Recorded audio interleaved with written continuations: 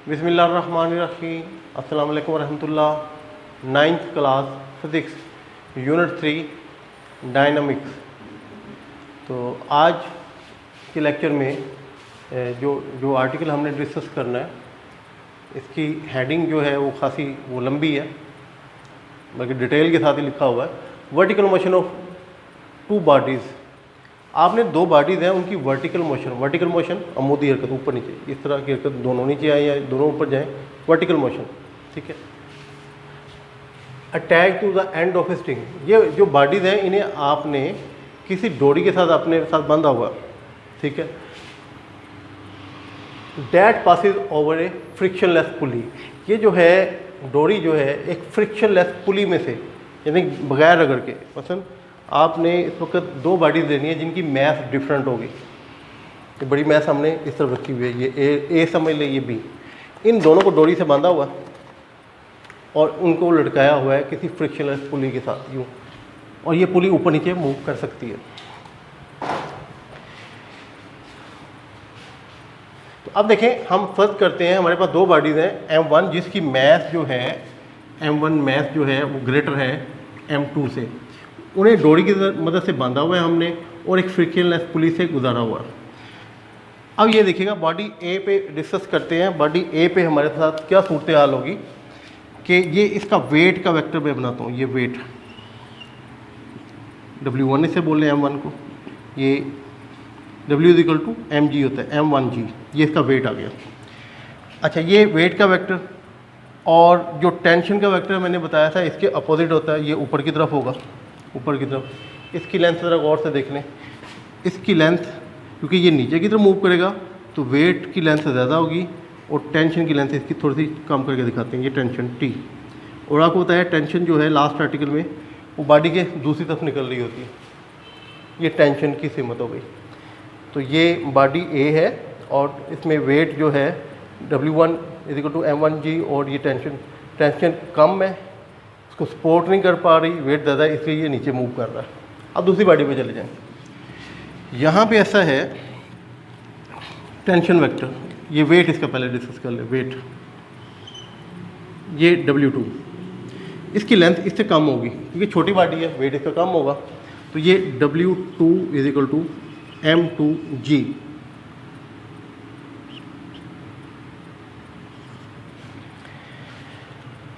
अब टेंशन याद रखिएगा, इस डोरी में थ्रू आउट जहाँ से मर्जी चेक करेंगे वो सेम होगी टेंशन। इतने हिस्से से, इतने से इधर से ले लें, ये पूरी डोरी में टेंशन एक जैसी होगी। दो बंदों ने रस्सी को तनाव डाला हुआ है, खींचा हुआ है, तो इस जितनी टेंशन ये फील कर रहा है उतनी वो। ये नहीं है कि एक बंदा बेचारा कुर्बानी दे के ज़्यादा लोड उठा रहा है, बिल्कुल नहीं। रस्सी की दोनों तरफ टेंशन दोनों की बराबर होती है।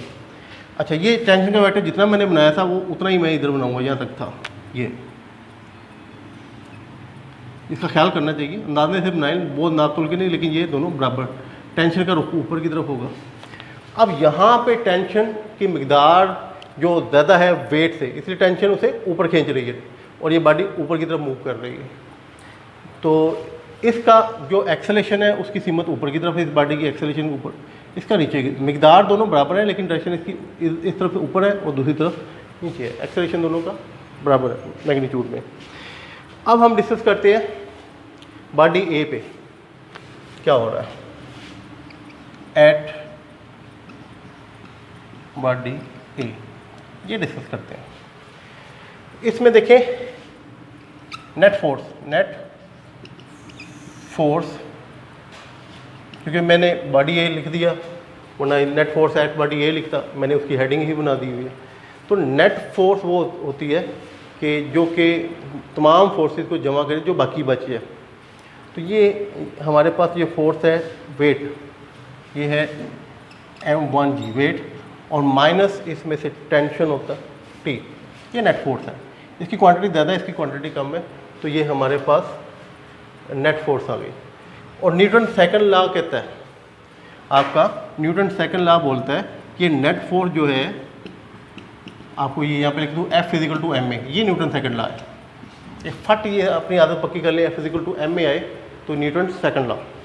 अच्छा, यहाँ पे आपके पास आपने ma लिखना है, नेट फोर्स ये है ना, लेकिन m यहाँ पे M1 है, ये आपके पास M1 आ गया। इसे इक्वेशन नंबर 1 कर दें। ये नेट फोर्स आपने निकाली है जो बॉडी ए पे। अब बी पे आ जाए, एट बॉडी बी, इसकी नेट फोर्स निकाल लें।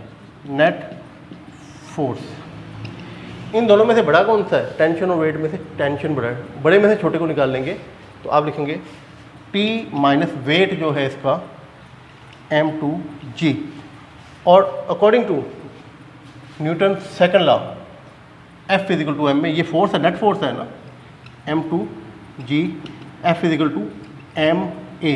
लेकिन M कौन से वाला है? ये M2, इसकी मैथ M2 है। ये आपके पास आ गया M2A। Equation number 2।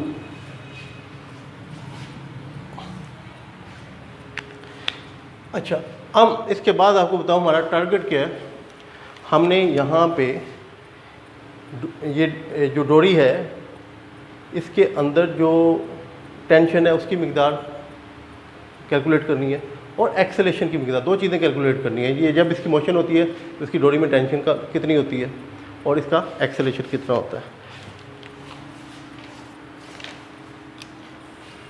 लेकिन मैं ऐसे करता हूँ, इक्वेशन नंबर 1 लिखता हूँ, M1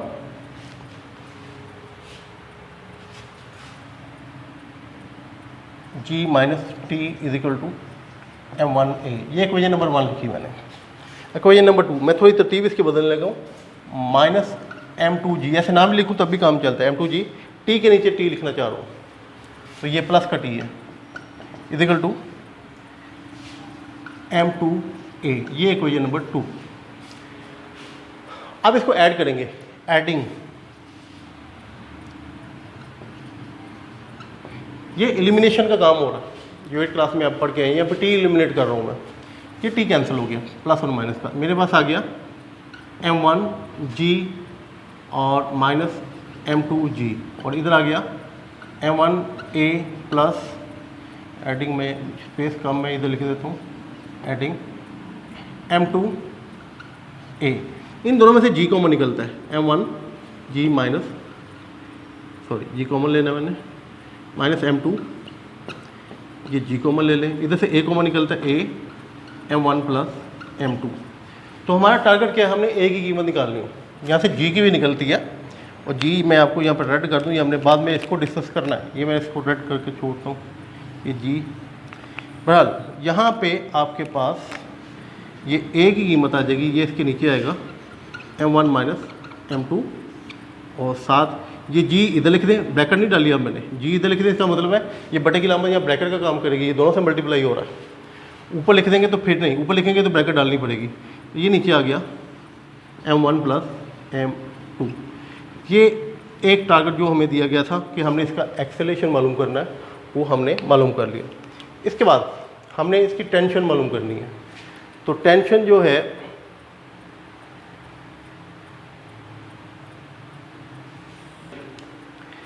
अच्छा जी, A की कीमत निकाल ली। अब इस A की कीमत को हम T की कीमत निकालने के लिए 1 में या 2 में पुट कर सकते हैं। T में सिंपल नज़र आ रहा है, 2 में सिंपल नज़र आ रहा है, 2 में पुट करते हैं।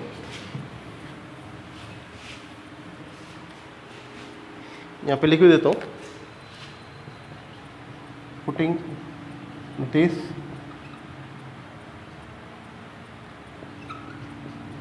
Value in equation 2। इक्वेशन 2 मैं रीराइट करता हूँ, T इज इक्वल टू, ये उस तरफ ले जाएं, M2G प्लस M2A। ये मेरे पास M2G उस तरफ चला गया, M2A है।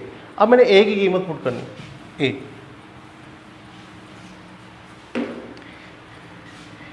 इस A की जगह मैं नुमाया कर दूं, मैंने A की जो कीमत मालूम की हुई है वो पुट करूँगा।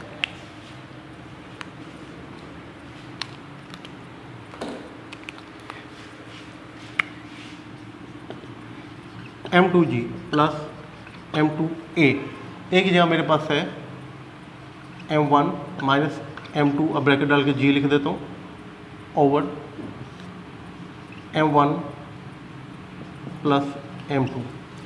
ले ये एक फ्रैक्शन है, ये भी फ्रैक्शन 1 के साथ है, इन दोनों का एलसीएम लेते हैं तो मेरे पास आएगा एलसीएम m1 m2। ये इससे मल्टीप्लाई होगा m2g के साथ m1 प्लस m2 मल्टीप्लाई होगा, और ये 1 इंच के साथ ऐसे ही लिखा रहने देंगे। ये एक स्टेप में वैसे मैं ये करता हूँ, इसको अंदर ले जाता हूँ, m2 को m1 m2 माइनस m2 का स्क्वायर और साथ आ गया g। अब इसके बाद m1 m2g plus m2 square g, ये इससे मल्टीप्लाई m1 m2 g आ गया, ये इससे मल्टीप्लाई m2 दो मरतबा इसका स्केल लिख दिया, और प्लस ये g को उन दोनों से मल्टीप्लाई करते हैं और सिंबल तो वही चलेंगे जो लगी हुई है। ये m1 m2 g आ गया माइनस m2 का स्केयर और साथ g, और नीचे आपके पास m1 और m2 है। यहाँ पे आप देखें m2 का स्केयर और g प्लस और माइनस में मौजूद है, ये कैंसिल हो गया।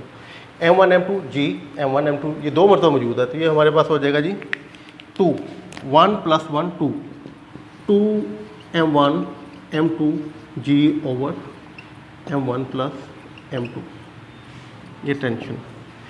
तो ये दोनों फार्मूले आपने ज़ुबानी याद रखने हैं। ज़ुबानी याद करना भी आसान है। बड़ी जो बॉडी है वो m1 है, m1 में से m2 निकाल दे और इसे डिवाइड करना है m1 प्लस m2 और g, ये एक्सेलेरेशन आ गया। अगर आप टेंशन में आते हैं तो m1 m2 और g तीनों को मल्टीप्लाई करके 2 टाइम इसका लेते हैं। इसके बाद एक बात जो आखिर में रह गई, मैंने वहाँ पर रेड किया था कि ये g मैंने एंड में डिस्कस करना है। तो बेटा एक छोटा सा सवाल बोर्ड में आ जाता है, अमूमन यहाँ से पढ़ के आगे इग्नोर कर दिया जाता है, कि आपसे पूछा जाता है कि आप बताएं कि एटवुड मशीन क्या होती है।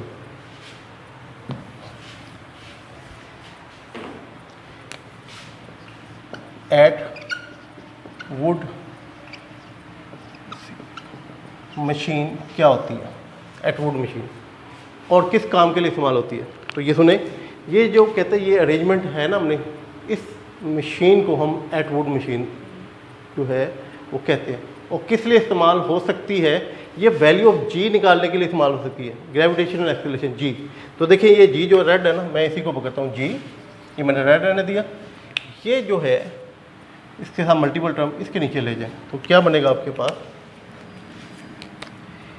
a into m1 plus m2 और इसके नीचे आ जाएगा m1 माइनस m2। तो अगर आपने वैल्यू ऑफ g निकालनी है एटवुड मशीन से तो ये फार्मूला इस्तेमाल होता है। आप नेक्स्ट आर्टिकल करते हैं, इससे मिलता जुलता ही है, इसकी थोड़ी सी बदली हुई शक्ल है। इसकी हेडिंग देखिएगा, motion of two bodies attach to the end of a string, यानी दो बॉडीज़ आपने पकड़ी हैं, उन्हें एक स्ट्रिंग के साथ डोरी के साथ बांध दिया और frictionless that passes over a frictionless pulley, एक फ्रिक्शनलेस पुली से गुजारा, such that one body move vertically, पहले दोनों वर्टिकली करते थे, अब एक वर्टिकली एंड अदर हॉरिजॉन्टली, एक जो है उफकी सतह पे और दूसरी अमूदी सतह पे। तो इसकी सेटिंग देखें, ये एक टेबल है और टेबल पे एक फ्रिक्शनलेस पुली फिट है, दो हमारे पास दो बॉडीज़ हैं ए और बी, इन्हें डोरी के साथ बांधा हुआ है, एक को टेबल पे रख दिया, एक को हमने पुली से गुजार के यूं लटका दिया। अच्छा, अब ये होता ये है कि जब इस तरह की सेटिंग बनाते हैं तो ये बॉडी ए नीचे की तरफ मूव करती है और इसका एक्सेलेरेशन ए होता है, और ये बॉडी इस तरफ मूव करती है और इसका एक्सेलेरेशन भी ए होगा और इसकी सीमत इस तरफ होगी, ये एक्सेलेरेशन की मकदार बराबर होगी। अच्छा, यहाँ से टेंशन बनाएंगे ऊपर की तरफ, यहाँ से टेंशन बाहर की तरफ, बॉडी से बाहर की तरफ बनाते हैं टेंशन वेक्टर, जितनी टेंशन इधर है उतनी टेंशन उधर है। अच्छा, अब ये मूवमेंट अगर हो रही है, हम दोनों बॉडी को अलग डिस्कस करते हैं, जैसे कि पहले किया था एट बॉडी ए, एट बॉडी ए। इसमें देखें ये W1 वेट, ये डायग्राम जो पीछे थे वही बनी रहने दी हमने, बाकी ये मिटा के दूसरी बनाई, ये वही बनी हुई है, तो ये दिन में रखिएगा। ये वेट जो है ज़्यादा है, टेंशन कम है, इसलिए ये नीचे की तरफ मूव कर रहा है। तो यहाँ पे जो नेट फोर्स आएगी, नेट फोर्स वो आपके पास आएगी वेट में से टेंशन माइनस करते, और नेट फोर्स हमें पता है वो according to second law of motion F is equal to M में, तो हम लिखेंगे m1g minus T is equal to M, कौन सा है m1a। ये नंबर 1। पहला आर्टिकल क्या था, उसमें भी नंबर 1 यही थी, मैंने बताया ना, इतना हिस्सा ही हमने वही रहने दिया। अब उसके बाद दूसरी बॉडी देखें एट बी।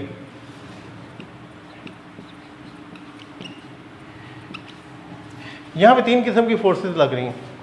एक g weight of the body, weight इसको W2 बोल देता हूँ, m2g ये वेट, ये जो है इसकी डायरेक्शन जो है अर्थ की तरफ है, toward the centre of the earth, और टेबल पे पड़ा हुआ है ये ब्लॉक, तो टेबल इससे रिएक्शन दे रही है, अपवर्ड रिएक्शन या नॉर्मल रिएक्शन बोलते हैं R। ये दोनों बैलेंस कर रहे हैं, टेबल पे ये ब्लॉक पड़ा हुआ है, नीचे जा रहा है ना ऊपर की तरफ जा रहा है, तो ये तो बैलेंस हो गया। अब जो ये टेंशन है ये जिम्मेदार है इसको खींच के ले जाने वाली। जो नेट फोर्स है वो ओनली टेंशन है, ये देखें एक फोर्स और दूसरी फोर्स दोनों बैलेंस होगी। तीसरी फोर्स जो है T, वो आपके पास नेट फोर्स है, और ये आपके पास नेट फोर्स एक मतलब लिख देता हूँ, और T is equal to F is equal to M A होता है m2a। ये इक्वेशन नंबर 2 आ गई। अब इन दोनों को हल करते हैं, इस T की कीमत को इक्वेशन 1 में पुट करते हैं।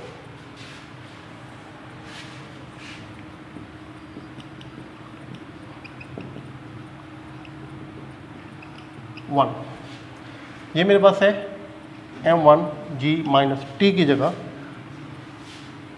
m2a इजिकल टू मेरे पास है m1a। ये a की कीमत निकालनी है, दोनों a इकट्ठे कर दें, क्योंकि हमारा a और t की कीमत निकालनी है जितना पिछले आर्टिकल में निकाली थी। m1g ये मेरे पास आ गया m1a प्लस m2a, यहाँ से a कॉमन ले लें,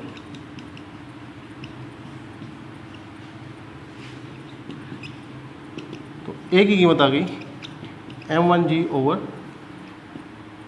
m1 प्लस m2। ये जी आपकी a की कीमत आ गई, और इसके बाद t की कीमत निकालनी है। t की कीमत जो है वो बड़ी आसानी से निकलेगी, इस a की जगह ये a की कीमत दर्ज कर दें, तो ये कहता हूँ putting this value in equation 2। देखिए इक्वेशन 2 है, इसके अंदर मैं दर्ज करने लगा हूँ इसकी कीमत को, ताकि टेंशन की कीमत निकाल लूँ। T is equal to m2a, a की जगह मेरे पास आ गया m1g over m1 plus m2। ये मिला के लिखेंगे तो m1 m2g over m1 plus m2, ये टेंशन की। ये भी दोनों कीमतें हमने ज़बानी याद रखनी है। तो ये आपके 2 आर्टिकल जो हैं मिलते जुलते आर्टिकल थे, पहले पे तो टाइम लगा, ये कम टाइम में हो गया उससे, तो ये अपना अख्ताम पे पहुँचे। अब ये नेक्स्ट आर्टिकल है फोर्स एंड मोमेंटम। हमने फोर्स मोमेंटम और इनर्शिया पढ़ा था, हमने स्टार्ट में ही पहले लेक्चर में फोर्स मोमेंटम और इनर्शिया पढ़ा था। तो यहाँ पे असल में फोर्स और मोमेंटम जो है, असल में इस आर्टिकल को समझे, यहाँ नाम होना चाहिए sir relation between force and momentum. Force और मोमेंटम का क्या ताल्लुक है, ठीक है। हम कंसिडर करते हैं कि consider a body is moving with initial velocity vi, A force act on it. एक बॉडी जो है इनिशियल वेलोसिटी चल रही है, एक फोर्स उस पर लगी, ठीक है, फॉर टाइम t, एंड इस final velocity become vf। Velocity बढ़ गई, इसकी फोर्स लगने से वेलोसिटी बढ़ गई, ठीक है। अच्छा, तो इसके बाद फर्दर करते हैं, p को मोमेंटम से हल करते हैं। तो पी आई जो है फर्ज कर ले हमारा इनिशियल मोमेंटम है। ये अल्फाज जो मैंने बोले ऊपर लिखे हुए थे, ये पी आई जो है इनिशियल मोमेंटम है, और पी एफ इसका फाइनल मोमेंटम। आपको याद करा दूँ, P is equal to M V, हमने मैथ और वेलोसिटी की प्रोडक्ट मोमेंटम पढ़ा पीछे। अच्छा, अब देखिए change of momentum. Change of momentum होगा अगर मैं पी एफ में से पी आई माइनस कर दूँ, तो ये देखिएगा पी एफ, इसको दोबारा लिख दो माइनस पी आई, फाइनल मोमेंटम में से इनिशियल। तो पी इज इक्वल टू होता है एम वी, पी ये माइनस एम वी। जब मैथ तो वही है, एक ही बॉडी की बात हो रही है, तो ये वेलोसिटी फाइनल है और ये इनिशियल वेलोसिटी है। ये बड़ी आसानी से हमने लिख दिया। अच्छा, उसके बाद देखिएगा कि rate of change of momentum मैं चाह रहा हूँ, लिख देता हूँ, rate of change of momentum. तो रेट से मुराद है टाइम से डिवाइड करना, टाइम रेट से मुराद होता है P F minus P I over T, इधर भी लिख दें M V F minus M V आई ओवर टी, यहाँ पे भी लिख दें। अब ये हम पढ़ेंगे चेंज इन मोमेंटम, टी से डिवाइड किया rate of change of momentum. ये आपके पास है P F minus P I over T. यहाँ इन दोनों में से m कॉमन निकल रहा है m, तो V F minus we I over T. ये देखिए इस ब्रैकेट के अंदर लिखा हुआ चेंज इन वेलोसिटी, टाइम से डिवाइड किया तो rate of change of velocity, rate of change of velocity is called acceleration.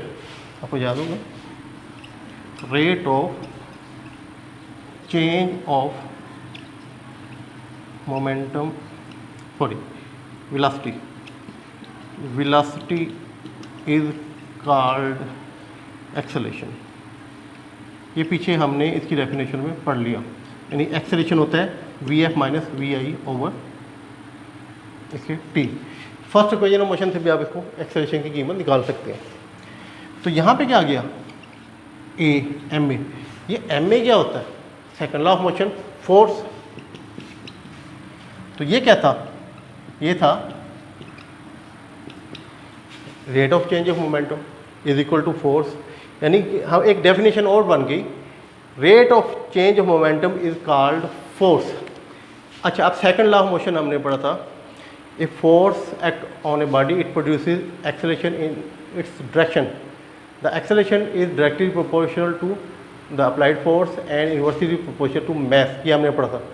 अब इस में हम सेकंड लॉ की जो डेफिनेशन है इस तरह भी कर सकते हैं कि if we apply a force on a body and then its rate of change of momentum is equal to the applied force. ये मैंने अपने अल्फाज बोले, आपकी किताब में नीचे डेफिनेशन लिखी है मिलते जुलते अल्फाज के साथ। तो ये जी आपका ये आर्टिकल भी ख़त्म हुआ अल्हम्दुलिल्लाह। हमने 3 आर्टिकल यहाँ पे वो डिस्कस कर लिए और तीनों बड़े इंपॉर्टेंट हैं। तो इसके बाद इंशाल्लाह इससे आगे मुलाकात होगी, आगे पढ़ेंगे।